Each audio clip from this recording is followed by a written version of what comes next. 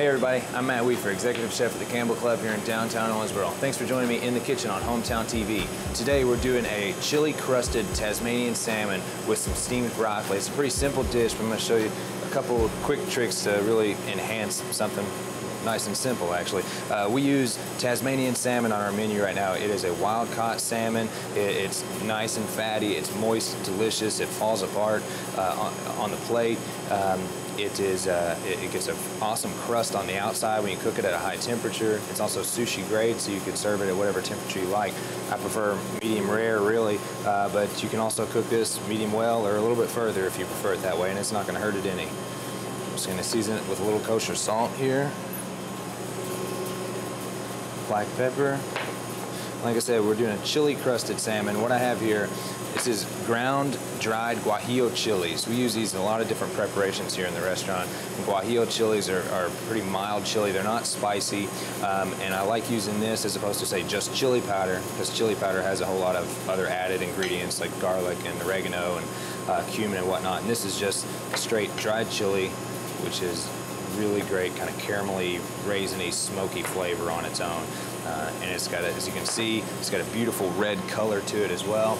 It functions kind of like paprika in that it'll brown pretty quickly, so you don't want to cook it too hot, but it's going to add just a really nice flavor to a good salmon. I'm going to do this in our carbon steel pan. You use cast iron or a non-stick skillet. I'm actually going to use bacon grease for this. The reason I like to use bacon grease is because, one, it adds some extra flavor. It has that good natural smokiness, and two, it's a natural byproduct of something that I'm already buying. Also, bacon grease it's like 50% mono and poly unsaturated fats, which is actually the good fat. So, of course, in moderation, it's got a little bit less omega-3s than olive oil. I'm not saying start eating everything in bacon grease, but it's good and I don't feel bad using it.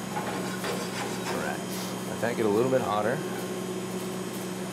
Already smells good, and all we did was melt the grease. Okay, feel the heat coming off the pan. That's what I want.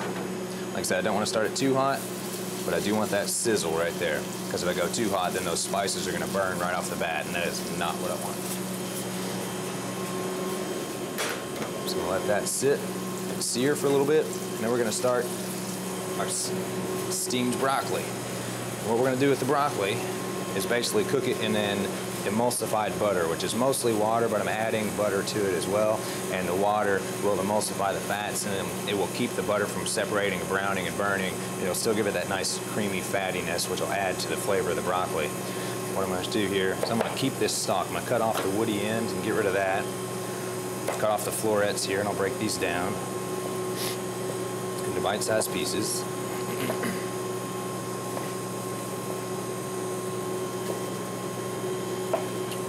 Like I said, I'm keeping the stalk, this part of it anyway, because the center of the stalk is edible. It's nice and tender, actually has a really nice sweetness, and no sense in throwing it away because it's good and it's good for you. Just trimming off the woody, tough skin, basically. I'm going to cut this into strips here and cut it in half to where it's relatively close to size of the broccoli there, and that way it'll cook in the same time. Got a warm pan, throwing in some unsalted butter. As you can see right away, the butter wants to melt and separate. I'm going to add water right in there before it gets a chance to break down. And this is the emulsified part. Now the butter won't separate as long as there's still water in there. Garlic, a little bit of chili flake, lemon juice, nice acid to go with it. You could use red wine vinegar or cider vinegar or something like that as well. Go ahead and put my salt and pepper in here. One of the complaints I hear the most about steamed broccoli is that it just doesn't have any flavor. It's because most of the time people just steam it. Whereas this is still steaming it. It's got a little bit of fat in there, but it's loaded with flavor. It's hot, it's boiling. In goes the broccoli. This is pretty quick too.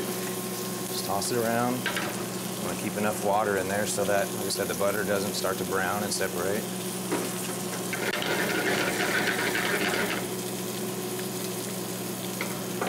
And I'm going to put a lid on it. Let that do its thing for a few minutes.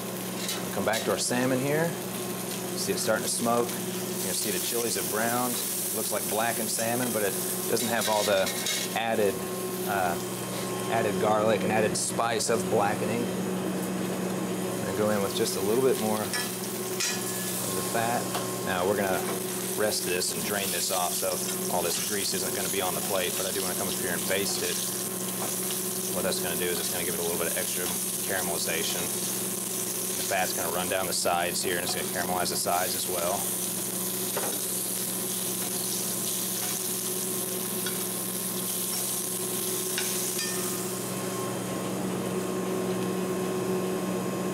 Throw a big sprig of thyme in here with this.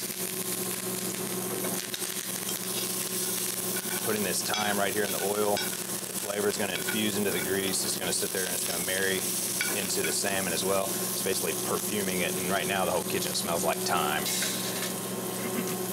Okay, I'm going to let that go just a little bit longer. Check our broccoli. So it's already almost done. It's tender, still firm. It's not going to overcook it. It's the thing with steaming broccoli in a microwave or on a stovetop is sometimes you can't, it's not as easy to watch it as closely, so it's really easy to overcook it, let it fall apart. And vegetables like this, when you cook it in this emulsified butter, it really preserves the natural sweetness and the natural texture of the vegetable. Like I said, I'm only going for about medium rare on this fish, because that's all like mine. I'm going to pull that out here in just a second. It's still nice and soft. It's going to be hot, warm, all the way through. Okay. Done. You see most of the water has evaporated, and all that water and all the sugars from the garlic and the lemon and the butter have glazed the broccoli. The broccoli hasn't browned or anything like that, but it's just packed with flavor. You can smell the garlic. It's going to have some nice heat from the chili flake, and the addition of the lemon juice will really bring out the flavor as well.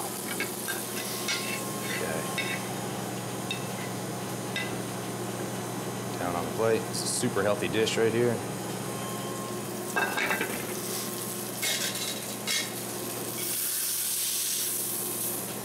Like I said, I'm going to pull the salmon out. I'm going to rest it on a piece of paper towel right there, which will pull out some of that grease. And also let it rest for just a minute so it doesn't just drizzle down on top of the broccoli. What I did is I added a touch more water to the pan, because there was a lot of sugar caramelizing on the edge of the pan. You can see that brown and the color in the water, and that's, like I said, caramelized sugar and extra flavor. I'm going to put that down. It'll give us a nice sauce on the plate.